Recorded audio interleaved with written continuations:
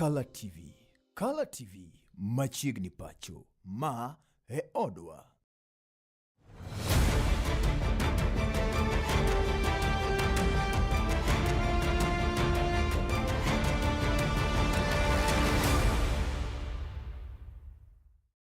Ageno kanyo nirio makare kama mroma intiere dakika osekalo kanya par kod ariyo toka saa 5 mar odiochieng' en kanyo chenro mar chuny wacha machakore sani nyaka rom kanyo saa 6 mar odiochieng' kama mroma intiere akaw thuolo makende mar wakini machiegni mondo mi watare kodi chenro neki yudo wachiel kachiel kokalo alai marwa mar pang kata inyalo luwo wakanyo e mbui magwa mopogore opogore koting'o mano mar YouTube Color TV, mano mar X @Color TV, mano mar TikTok @Color TV, kachiel kod kamano mar Facebook Color TV live kama bende nyalo chwalo na kanyo ote mari machuok kanga yudo thuolo sechego mabiro mbele kanyo adhi somo otego eko.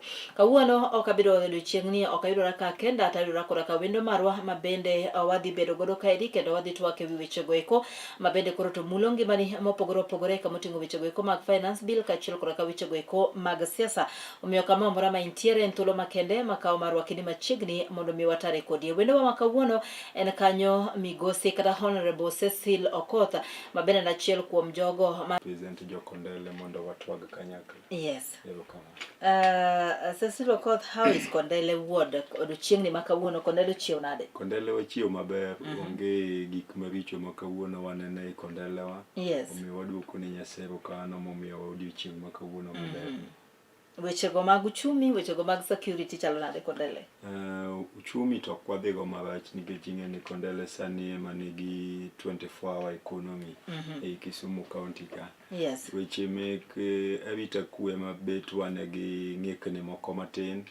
Tang'eyo ni mbele ka wadhi bet kendo walos ma wang'e ni alwora obedo gi kwe. Yes. Makende. Erokamano. Nyamara 2026. Nge finance bill ma 2026. Nge finance bill ma 2026. Apani kawuone misome for the 26. Apani kawuone misome for the first time e public. But nitie copies moko mabeji osebedo go koka. Ting'eni nitie joma be negi copy ne ma ene mo oelewa e kaka intie mopogore gi ma sirikal be nego cha. But yudo ka nitie clauses moko at least me wacho e finance bill kama maybe nyaka wadhi wapenj matut ahinya mondo wa understand. Yes. Nikech yudo ka sani nitie tax moko ma wachore no sani hinyowa e fuel ka, ushuru hinyowa land rate ka, ushuru hinyowa e gik housing levy wan go ka. Koro yudo ka gigi te koreu to yudo ka japiny nigi pek kendo winjo matek ahinya. Koro miyo wan wakwani gino ka osesom to koro mondo kodhi e stages go to review nyaka tim ne mo make sure ni gidi in document madhi loso ne japiny.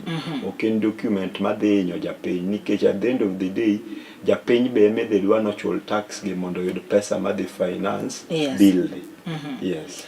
Mana kaki wacho kanya winjo kitumo kanyo wacho usuru mar tax mar medruok mar bech nengo modhi e pacho kaeri. Jatend piny Kenya kane loso no wacho kanyo ni wa expect no nego beni idhi duoka DS Doka in tich matek omiyo warito tarik 14 mondo wane ane ni fuel ni be idhi duoknwa ge piny koso wachopo kode kanyo. Wach mane minyalo wacho ne piny owacho to enya President William Ruto kapok ochopo tarik 14? Kapok ochopo tarik 14 gima nyako gene nyocho wacho ni fuel idhi duok gi siling 10. Mano wacho pod wachakwa rito review mari pod wachakwa rito review mari pibodo gin be ging'eni waduoke gi pesa di. Koro wa expect no nego be ne duoke kata gi pesa di. Koro wa expect no nego be ne duoke kata gi more than 10 mano wacho cha. Kalore gi new tariffs mantie because ne wanyise no dhi gibed piny mondo gine kaka ginya balance gini mondo mi gini odwok piny mondo japiny owenywe nikech yudo ka diesel en gimitiyogo e gik mang'eny. Yes. Our industry depends on diesel. Sama en malo cha. In fact, an my first time na maneno ka bech diesel odhi malo moingo nyaka petrol. Kabisa. Petrol bilni. Yes. Nitie chochni mosebedo mang'eny molal gi pach ji. Mondo mi ging'e ni onego bed ni sani koro wa focus e finance bill ka. Kane wadwa chako wach finance bill ka to wach fuel odonjo. Yes. Ting'e ni wach fuel ka nodonjo to donjo matek nikech en gima ne affect wa direct. Ma ji wigi oketo wach finance bill cha kando matin we address wach. Yes. Wach bill ni. Bang' kanyo ichakedo ka weche school ochako donjo. Ma tie unrest school ma piny okobedo gi kwe ma en school ni. Kobedo ka tungni osebedo mang'eny ma ji wigi owil ni onego bed ne wang'iyo wach finance bill misomo kawuono ni. But an gi geno ni kochakre kawuono kosome to chakre kiny dhi maneno reaction mag ji nikech John Mbadi nowuotho mane dukni moko e boma no. John Mbadi nowuotho mane dukni moko e boma no koma Nairobi to tang' ne jopiny ni otimo gimiluongo ni public participation. Kisumu ka botime gima ka bon kaka joma nie ground makendo kaka josiasa samoro nyalo ng'e wach ni botim gimiluongo ni public participation. Kian ta feel ni public participation pok otim. Nikech public participation should be a structured bedo structured maber mitime yo makare ma ji biro to understand the ma e gima wan go finance bill ma 2026 ni. Tiyudo ka jatend omenda nitie mana kuonde moyiero kaka ineno nyocha dhi bunge ma Nairobi, Jacaranda gini ka ting'e ni mano is just a section of people manigi pachgi kaka nini. But gini bochopo ne ng'at moro mane Turkana, gini bochopo ne ng'at moro mane Kilifi, gini bochopo ne ng'at moro mane Soba, because jogi te onego bed ni understand to ng'eyo. Koro I think onego bed ni gin gi structured system madhi miyo public participation time yo makare ma ji understand gima finance bill en. Tiyudo ka mane mosemiyo wasebedo gi chandruok higni mokalo gi wach finance bill nikech ing'e ni ok tim public participation to japiny ing'e ni en okawo gima owinjo. Masani ema kadhi anyise ni gini rach nikech mage. Sani koro nyawacho ni gine ODM, gine government, sani koro gi support. Nyalo bedo ni weche mag politics interfere gi chung' mar jotendwa ka weche go eko mamulo ngima oganda kata weche go eko mamulo fuko mar oganda jopiny. Anything meeting in parliament is politics. To mane chandruok mosebedo go maduong'. Nikech kata kineno king'iyo finance bill manomo chandruok maduong' e Kenya ka. Iyudo ka joma nok support government no vote no. Kabisa. To ng'ama ne support government no vote yes. Men no vote yes makata gini rach kata gini ber. And the same taxes manomiyo gi vote no emodwo kondele kidhiye gin johala mana matino machalo ka jo boda boda mwang'eyo ni maeri koro to dhi mulo ngima gi kabisa. Koro no ni jogi kondele koro yieri bedo kaka MCA margi ere kaka ibiro neno ni ikelo paro mabeyo kata paro mage ma in godo ma nyalo kelo mar biro neno ni johala matino tindo gi eki maybe okoinyore. Inge one thing man I feel ni government ok time yo makare is revenue collection. Revenue collection wa ema pani nigi ng'ikruok moro maduong'. Because sani katang government increase tax base. But kok giketo system madhi miyo an kaka japiny I accept no nego bed nachulo tax. To podok gidhi yudo target magin godo cha. Gimo nego bed ni sirikal timo sani through KRA en timo sensitization and empowerment mondo ji ong'e ber ushuru. Tiyudo ka chandruok ma wan go maduong' en ni an japiny ang'a feel nachulo ushuru lakini ushuru nane to gima time e pinywa ka onge. Koro accountability of pesa sijui market sijui parking whatever mabende county bichake yudo ka juogi kendo yudo ka juogi kendo gini miyo ng'ato feel like chalo gi mijuogi diriyo yes gini miyo ng'ato feel like chalo gi mijuogi diriyo yes because ingene mano is a result of devolution so we nyaka wakasked gini piny to nyocha en issue kate county waka on revenue collection ere kaka wachoko ushuru e market wa wan gogi wan gi Kibuye wan gi Kondele wan gi Manyata wan gi Milimani oile gini kuch iyudo ka ere kaka wadwa make sure ne wa collect revenue e yo makare e chichni wa wan gogi ere kata kaka wadwa engage joboda ere kata kaka wadwa engage jo boda mondo wanyisgi importance mar kata chulo gini kama mar ng'ado license makama because magi pesa madhi konyo nikech sani kidhi na jaboda no nego be ne chulo tax mano lawi gi kidi kabisa but you see at the end of the day the government also needs money to run yes because sani ko wachulo tax to government ok dhi bedo gi pesa to mano ema keto gope mang'eny momiyo wan gi baden e sani because sama government ok nya raise its own revenue and resources tido ka dhi chune ni nyaka koro dhi ool nyaka koro dhi okwa ting'eni sama kwayo ne ten gime kwayo monego be ne duoko with time to kendo ko iduoko gi interest ing'eni sama president odhi okwayo cha to president eme boband ibo band piny Kenya makata president morang bi ing'eni odhi inyo kabisa because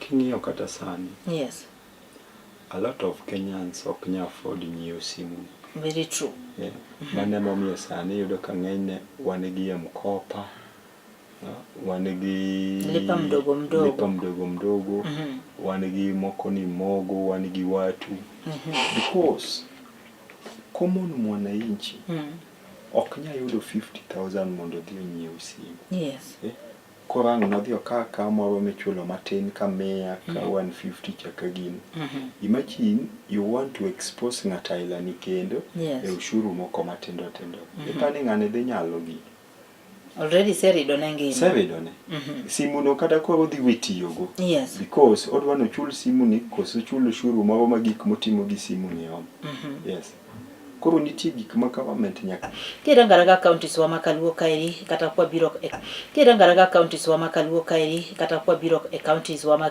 county wa Kisumu kairi kama koro intiere as a resident mabende dake kendo ine ja siasa kendo ma wach mamuli ino ningo beni medo counties wa pesa be gisebedo ka gitiyo maber gomenda mosebed kimiyo gi kipimo nalo machien kaka gisebedo ka gitiyo be counties tiyo maber gomenda ningo beni medo gi koso od bura mamalo ni mana kare mondo mi oduok kwano omenda mimiyo gi ing'eyo samiting'o wembe ni to wembe inyang'adi gi kone kata inyang'adi gi kone koro gini en two way governors dwa nomed gi pesa to chien kachi neno ka wabedo gi chandruok maduong' sama koro wasi maduong' en wage bill wage bill wasi maduong' en wage bill wage bill okalo nyaka limit moketi bill okalo nyaka limit moketi monego bedne ge spend on wages to magi yudo ka wage bill ing'ene is a recurrent expenditure recurrent expenditure en expenditure manyaka en ka every time so how do we reduce this wage bill by one in county so that we prioritize a lot of developments na winjo ka jod bura moro wacho ni ki compare kata pesa mimiyo MP gi mimiyo governor tido ka kiwuotho kati wuotho mana Kisumu Central wa mawantie ni ichako manyo kata schools moko minya wacho ni rondo neno ni nitiere accountability kaka omenda tiyo MCS tiju en role of oversight ng'iyo kanyo nitere kaka omenda tiyo kata omenda mipogo ne ward ere kaka ibro neno ni omenda makamago tiyo makare ne jopiny and there is accountability kaka omenda go tiyo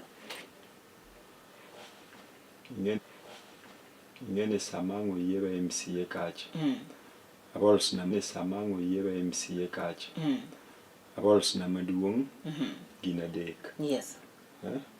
Ade represent Yes. yo Kondele tadhi timo oversight na governor Yes. tadhi timo legislative role na on the Yes. county assembly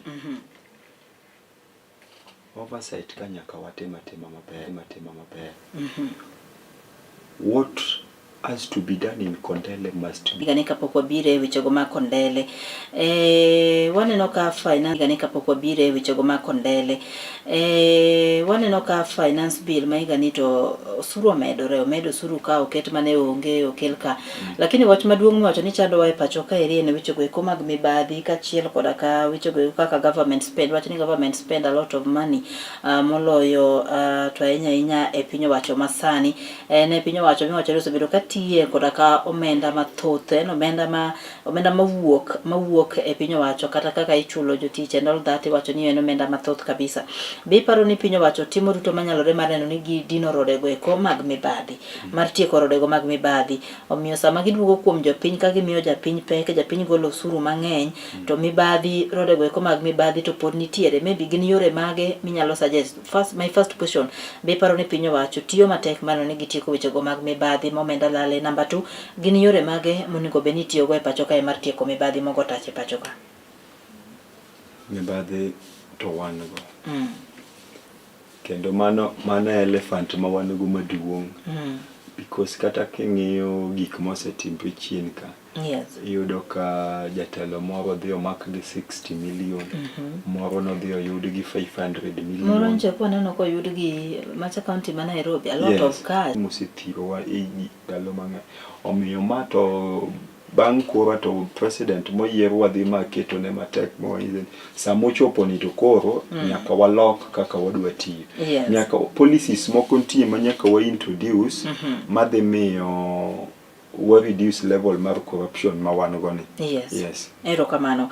Maybe mapiyo kwa biro Kondele wacho ni achiel kuom jogo ma bende koro to dhi chung mar laro komno ero mar MCA ma Kondele kendo alemo ni malich mokalo mondo mi iyud komno ero. Ang'o maduong' momiyo iwuok oko mar neno ni ikedo ne jo Kondele, ikedo ne ratichgi kendo idhi chung? An gi monego bed ni dhi osuptal. Koro gima an gi monego bed ni dhi osuptal. Koro gima an go maduong' momiyo adwa ni abed MCA ma Kondele. Yes. En ni gima duong' Kondele. Yes. En ni gima duong' ma wan go i Kondele. En unemployment mar rowere. Yes. Numbers mar joma tin rowere. Yes. Numbers mar joma tindo e Kondele ng'eny kabisa. To joma tindo gi onge tich. Onge ng'ama paro ni onego watim maybe empowerment mondo wa empower gi joma dwa timo business. How do we empower them to get into business? Yes. Joma dwa timo maybe casual works gi, how do we create opportunity for them? How do we create opportunity for them? Jomoko be matimo business gi kaka wanya konyo gi mondo gi expand business gi mondo gi ndiknwa ji mang'eny. Yes. E Kondele ka. So that has been a big challenge. To ma emiyudo komiyo kibiro kana penji ni weche mag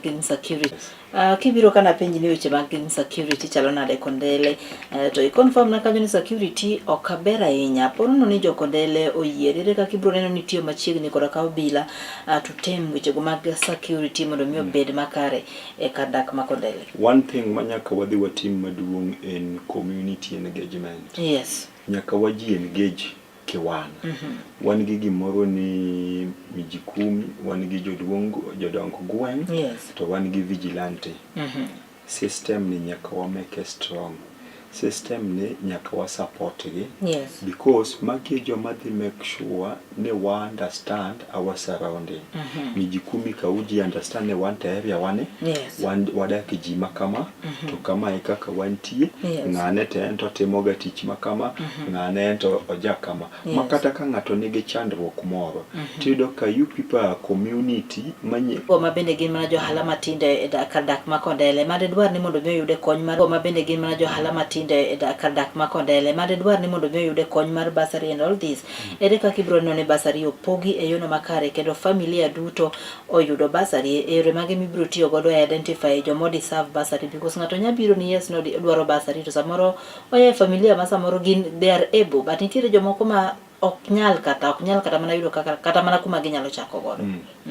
One thing en ni nyaka wa understand ma wa develop database mar nyithindo manie school within Kondele ward. Ma wa understand ni wan gi nyithindo dima ni school system mar Kondele ward. Yes. So nyithindo gi ere ma vulnerable because wan gi orphans mang'eny, wan gi moko ma single parent ma se ko mine gi ok nyal. Exactly. Yes, so nyaka wa make sure ni ben ka an ka KMC abedo strong ma wuok oko matek. Yes. Ma manyo yore ma adhi miyo jotenda moko man go madongo gi okonya support man. Okay. Yes. Nyochi thiel rally mar ODM Kirembe. Yes, nyocha an Kirembe. Waneno kanyo ka jotelo sani gima duong' mano ka jo ODM makoro to ywago en riwruok kanyakla mar jotelo go eko mawuok e Kaluo kaachiel kod ka jotelo go eko mag ODM mondo wach mar Linda Mwananchi Linda Ground orum. Kendo mano ka jo Linda Ground osebolo nyinga no sani koro gin giduogo gin jo ODM. Do you think ni magi manyalo rejo kanyalo weyo gini magini losre mabed gimoro achiel? Ing'e ni onge party miluongo ni Linda Ground.